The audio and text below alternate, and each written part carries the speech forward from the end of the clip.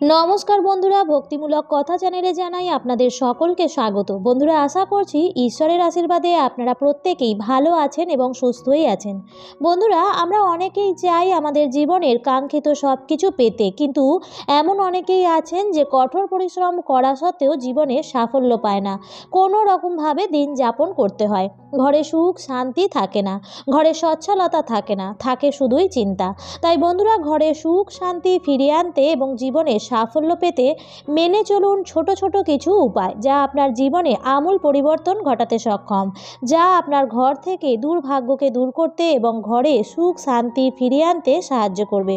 বন্ধুরা, আমরা প্রত্যেকেই জানি যে সপ্তাহের 7টি দিনের মধ্যে বৃহস্পতিবার দিনটিকে মা লক্ষ্মীর দিন হিসেবে মানা হয়। প্রায় প্রত্যেক গৃহস্থ বাড়িতেই বৃহস্পতিবার দিন মা লক্ষ্মী এবং নারায়ণ ভগবানের বিশেষভাবে পূজা অর্চনা করা হয়ে থাকে। আর যে বাড়িতে নারায়ণ ভগবানের পূজা করা হয় না, সেই বাড়িতে মা লক্ষ্মীও বাস করেন না। তাই পূজা অর্চনা করার পাশাপাশি চেষ্টা করবেন বৃহস্পতিবার দিন বাড়িতে হলুদ কাপড় পরা এবং হলুদ ফল খাওয়া। বন্ধুরা, হলুদ রং হলো নারায়ণ ভগবানের খুবই প্রিয় রং। আর বুধবার দিন সবুজ বস্ত্র পরা উচিত। এই দিন হলুদ বস্ত্র থেকে দূরত্ব বজায় রাখা উচিত। এমনটা করলে ঘরে সুখ শান্তি ও সমৃদ্ধি আসে এবং সমস্ত বাস্তু সমস্যাও দূর হয়ে যায়। বন্ধুরা, সবচেয়ে গুরুত্বপূর্ণ কথা হলো রাতে ঘুমানোর আগে রান্নাঘরে একটি পাত্র অবশ্যই জল ভর্তি করে রাখা উচিত। এমনটা করলে ঋণ থেকে দ্রুত মুক্তি পাওয়া যায়। এবং বন্ধুরা, বাথরুমেও তো বালতি প্রত্যেকেরই থাকে, তাই রাত্রিবেলায় বাথরুমের বালতিটিতেও জল ভর্তি করে রাখবেন। কারণ রাত্রিবেলায় বাথরুমের বালতিটি ফাঁকা থাকলে এতে বাস্তু দোষ সৃষ্টি হয়, যার ফলে জীবনে উন্নতির পথে বাধা আসে এবং ঘরে সুখ শান্তি নষ্ট হয়। দ্বিতীয় যে বিষয়টির কথা বলবো তাও অত্যন্ত গুরুত্বপূর্ণ, কারণ আমাদের প্রত্যেকেরই বাড়িতে ঠাকুর ঘর থাকে আর আমরা পূজা অর্চনাও করি। তাই পূজা করার জন্য সকাল 6টা থেকে সকাল 8টার মধ্যে সময়টি অতি উত্তম। এই সময় মাটিতে আসন পেতে পূর্ব বা উত্তর দিকে মুখ করে পুজো করা উচিত। শাস্ত্রে পাট বা কুশের আসনকে পুজোর জন্য সবচেয়ে ভালো বলা হয়েছে। আর প্রত্যেক দিন সকালে স্নান করে সূর্যদেবকে অর্ঘ্য প্রদান করা উচিত। এর ফলে জীবনে অত্যন্ত শুভ ফল পাওয়া যায়, কারণ সূর্যকে ভাগ্য নির্ণায়ক বলা হয়ে থাকে।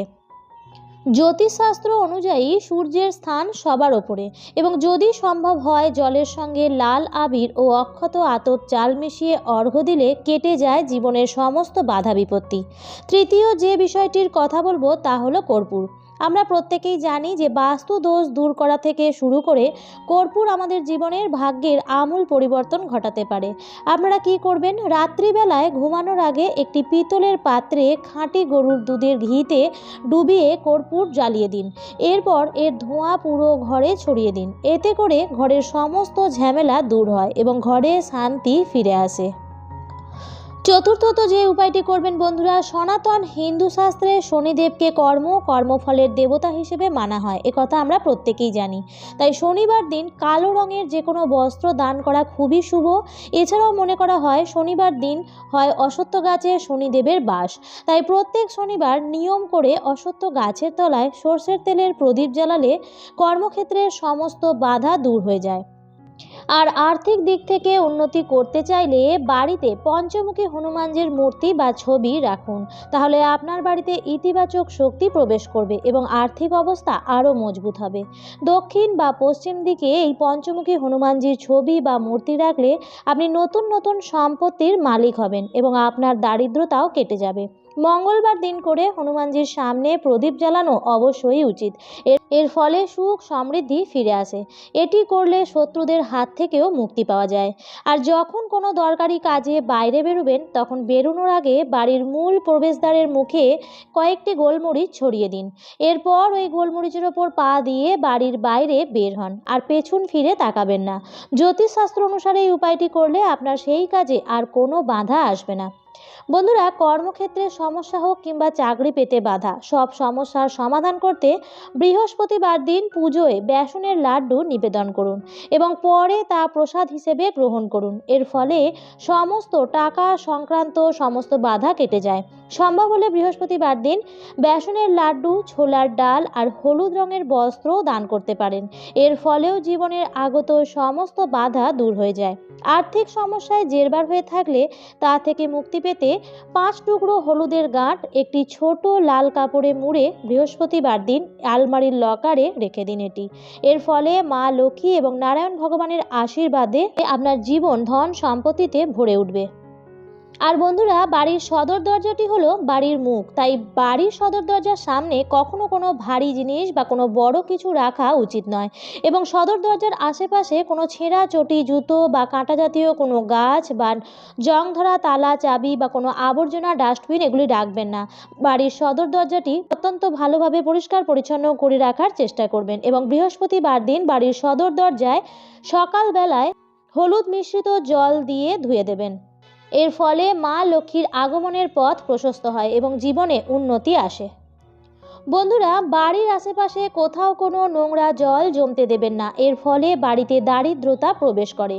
অনেকে কি করেন, বাড়িতে কোনো এক জায়গায় বা ছাদে পাখিদের জন্য হয়তো জল রেখে দেন, তারপর সেটা হয়তো প্রত্যেক দিন পরিষ্কার করা হয়ে ওঠে না, যার ফলে সেই জলটি নোংরা হয়ে যায়।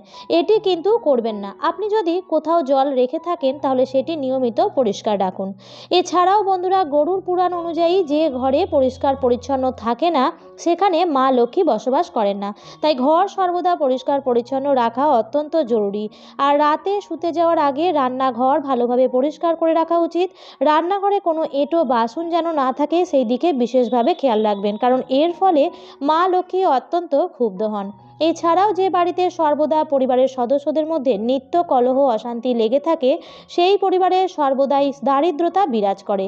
তাই চেষ্টা করবেন ঘরের পরিবেশ যেন শান্ত থাকে। বন্ধুরা, অনেক সময় জন্মকুণ্ডলিতে গ্রহ নক্ষত্রের অবস্থান অনুযায়ী ব্যক্তির দারিদ্র্য যোগ সৃষ্টি হয়, সহজে আর্থিক উন্নতি হতে চায় না।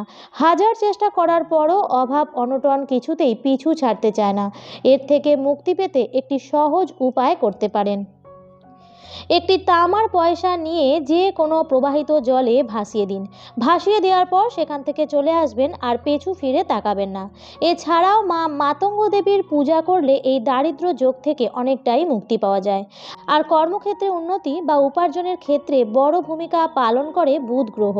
আর বুধ গ্রহের আধিপত্য হলো সবুজ রঙে, তাই ইন্টারভিউতে সাফল্য বা ইচ্ছামতো চাকরি পাওয়ার জন্য অবশ্যই সবুজ রঙের জামা কাপড় বেশি করে ব্যবহার করা উচিত। এছাড়াও সবুজ রঙের পেন বা সবুজ রঙের কাপড়ের টুকরো যদি সঙ্গে রাখা যায় তাহলেও উপকার পাওয়া যায়।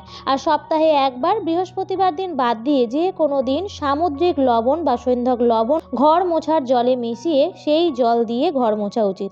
এটি করলে আপনার ঘর থেকে নেতিবাচক শক্তি চলে যাবে।